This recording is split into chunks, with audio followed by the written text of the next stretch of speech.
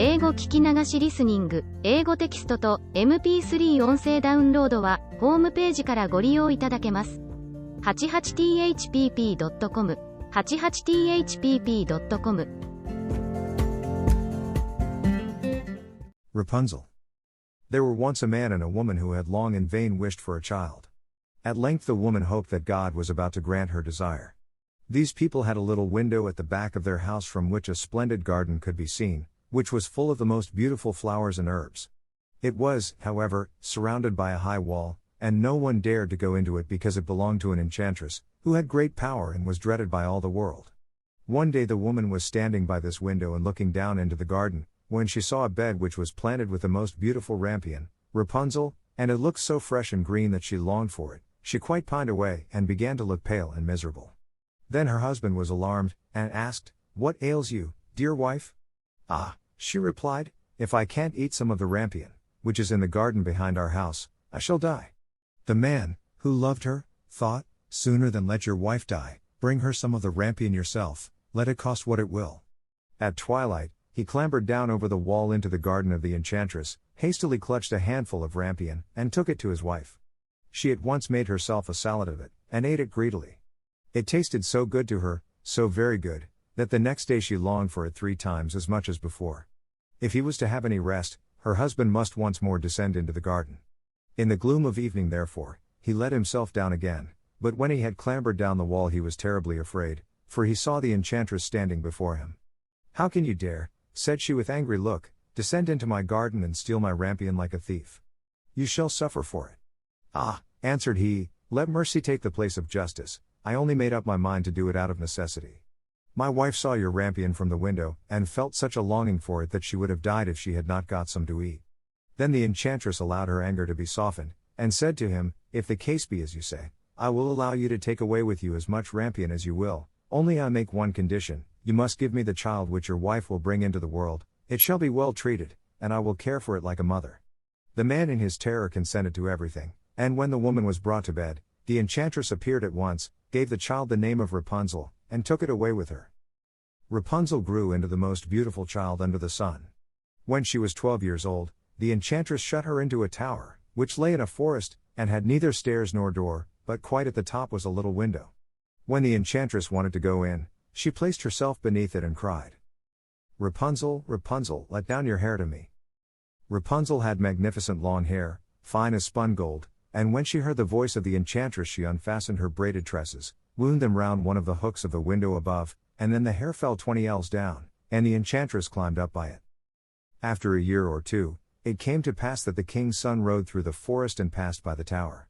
Then he heard a song, which was so charming that he stood still and listened. This was Rapunzel, who in her solitude passed her time in letting her sweet voice resound. The king's son wanted to climb up to her, and looked for the door of the tower, but none was to be found. He rode home, but the singing had so deeply touched his heart, that every day he went out into the forest and listened to it. Once when he was thus standing behind a tree, he saw that an enchantress came there, and he heard how she cried, "Rapunzel, Rapunzel, let down your hair to me." Then Rapunzel let down the braids of her hair, and the enchantress climbed up to her. "If that is the ladder by which one mounts, I too will try my fortune," said he, and the next day when it began to grow dark, he went to the tower and cried, "Rapunzel, Rapunzel, let down your hair to me." Immediately the hair fell down and the king's son climbed up. At first Rapunzel was terribly frightened when a man, such as her eyes had never yet beheld, came to her, but the king's son began to talk to her quite like a friend, and told her that his heart had been so stirred that it had let him have no rest, and he had been forced to see her. Then Rapunzel lost her fear, and when he asked her if she would take him for her husband, and she saw that he was young and handsome, she thought, "He will love me more than old Dame Gothel does," and she said yes, and laid her hand in his. She said, "I will willingly go away with you, but I do not know how to get down. Bring with you a skein of silk every time that you come, and I will weave a ladder with it, and when that is ready I will descend, and you will take me on your horse."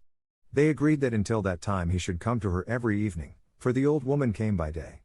The enchantress remarked nothing of this, until once Rapunzel said to her, "Tell me, Dame Gothel, how it happens that you are so much heavier for me to draw up than the young king's son, he is with me in a moment." "Ah! You wicked child," cried the enchantress. "What do I hear you say? I thought I had separated you from all the world, and yet you have deceived me. In her anger she clutched Rapunzel's beautiful tresses, wrapped them twice round her left hand, seized a pair of scissors with the right, and snip, snap, they were cut off, and the lovely braids lay on the ground. And she was so pitiless that she took poor Rapunzel into a desert where she had to live in great grief and misery.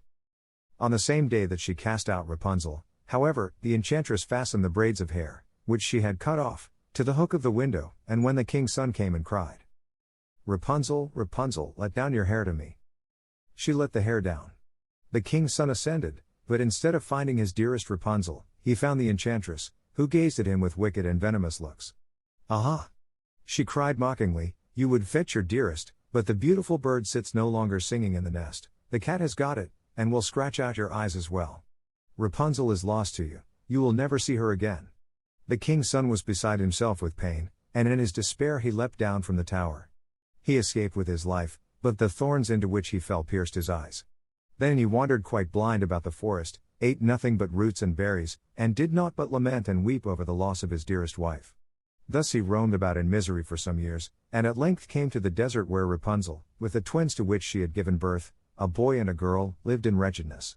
He heard a voice, and it seemed so familiar to him that he went towards it, and when he approached, Rapunzel knew him and fell on his neck and wept. 2 of her tears wetted his eyes and they grew clear again, and he could see with them as before. He led her to his kingdom where he was joyfully received, and they lived for a long time afterwards, happy and contented. 英語聞き流しリスニング、英語テキストと MP3 音声ダウンロードはホームページからご利用いただけます。88thpp.com、88thpp.com